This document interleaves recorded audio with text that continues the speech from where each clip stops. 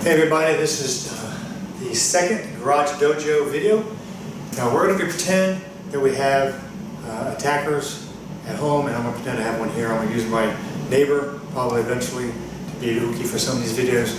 But being in time with the lockdown, with the pandemic going on, there's a lot of improvisation going on, and we're going to make do it what we can. Obviously real classes with real mats and real people are the best, but this is definitely better than nothing. I think it's way better than nothing, because I practice this way a lot of people practice this way, and it's not just martial artists. Scientists do experiments in their head, and a lot of people do things in their head, and that's better than nothing, and you're always honing your skills. So try to imagine the uki, the invisible uki I have here when we talk about this, because what we're going to do is a jiu-jitsu move, which is a pretty good self-defense, which is going to be the arm triangle. So once again, as I've talked about before in other videos in the classes, if you're good at this stuff, doesn't mean you need to initiate that technique in real life.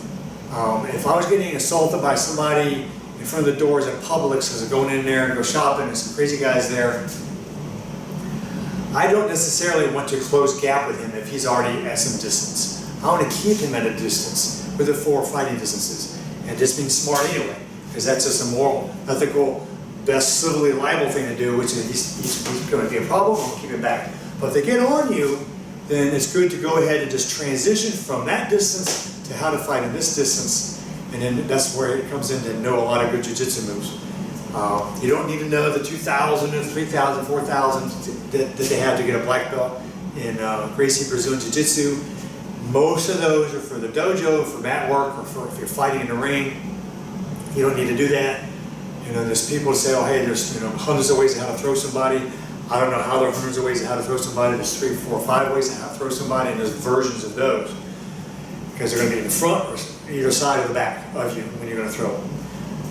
I'm not going to worry about initially throwing somebody, but if I'm going to, because a good takedown is very good, because we talked about you want to grapple on the street, because I don't want to go down, even if I know how to fall, and I do, I don't want to go down on a sidewalk. I don't want to go down on a cement. It's going to hurt no matter what happens.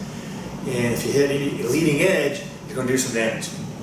I don't want to do that to the bad guy. So if the bad guy's coming up on me right here, and he just absorbs me, he's trying to get in my space, and I can't immediately transition into some other kind of attack, self-defense mode of knees or hands or whatever, and he's just on me. If I can get him in an arm triangle, I got a lot of things from there I can do, and it's a very good move, even if you're much weaker than another person, because you're not going to hold him very long. You're going to knee blast and throw him down. So the guy's coming in on me. The hard part is I got to get, I'm the bad guy, I got to get this arm, the leading arm, up. So I got to get my head in here. My head will be right there, my shoulders will be right there. So if he's here like this, if I get underneath and put this shoulder in that armpit, that's going to wrap around his neck, and we'll get here. Gable grip, or if I can get in there even tighter, I can go ahead and lock it in with an RNC kind of choke, a lock choke. Get here, get your head down, because he's going to try to punch with the other hand if you take too long with this. So he's now like this. He's got your arm wrapped here, his arm up here, your head here, your knee right there ready to blast him. You got him like this, I'm going to knee blast him. That right there is probably going to drop just about most people. Now, I've fought people that are high on drugs, and I've blasted them hard before, and they don't even feel it. You're going to know it. If you're blasting a couple good knee blasts and they have a weak knee or anything like that, you're going to know there's a problem. Here, blast, then I can step between his legs, turn, there's that pivoting for the stances. Okay, I'm trying to get further back so you can see. Come in here, knee blast, here's his head, here's his leading arm, step through his legs here, and I can do basically a Tai-Toshi throw. So I'm going to turn and hip throw him to the ground. Or I can just go ahead straight to do a Sotogari throw and get him here, knee blast, step around, so now I'm behind his feet, and I take him down.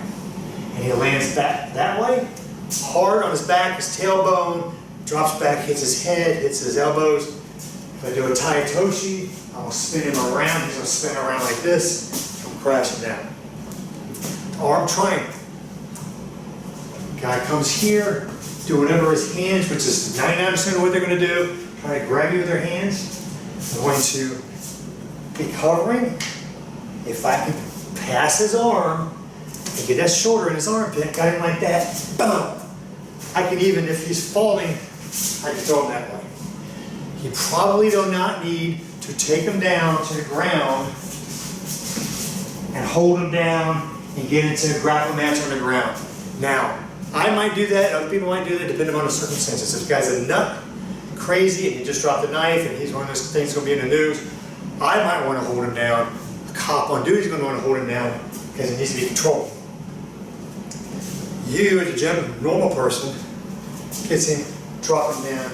You're going on the beach feet, get out of there, open the gap, get out. Or if you need to, you can kick that side that way. You can stomp them. You can crush a joint called curbing. Okay. If you happen to fall down with him, you could be down here. He's laying here. He's on his back. His head's here. His arm's here. I'm here. I'm going to splay out so that I spread out my weight. So it's hard for him to roll me. You probably won't be able to because there's a giant size difference. And I'm just going to lean in, and I can put him to sleep.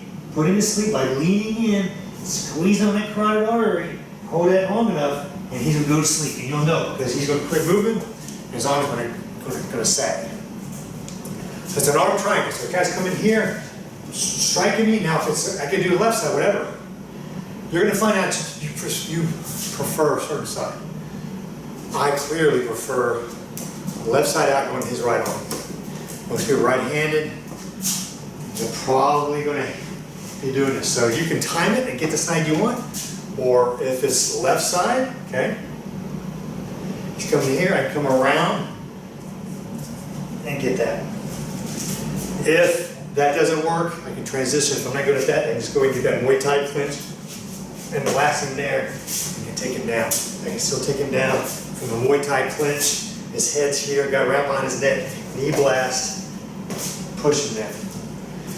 So if you get in control, doesn't need to immediately go into a throw or takedown. It should go into pain compliance, make them want to fall down because it hurts so much.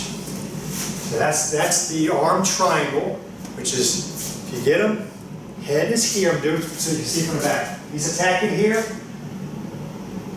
head, shoulders, here's an arm. If I'm going this way, I gotta get that arm, his arm up, get this shoulder in his armpit, wrap around his neck, the other arm's free out that way. This arm, his right arm stuck up here. Get that grip like that, knee blast, and then I have different options. Sotogari, Taitoshi, just throw them down this way, different kind of things like that, okay? So practice that, just, anything's better than nothing. You practice it 5 times, it's better than doing nothing. Practice 100 times, just with an imaginary person there, that's definitely better than nothing. People that are good at the things that they do, good at shooting, good at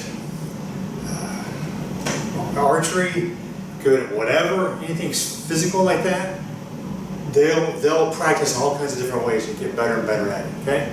So that's the arm triangle, practice that. See you.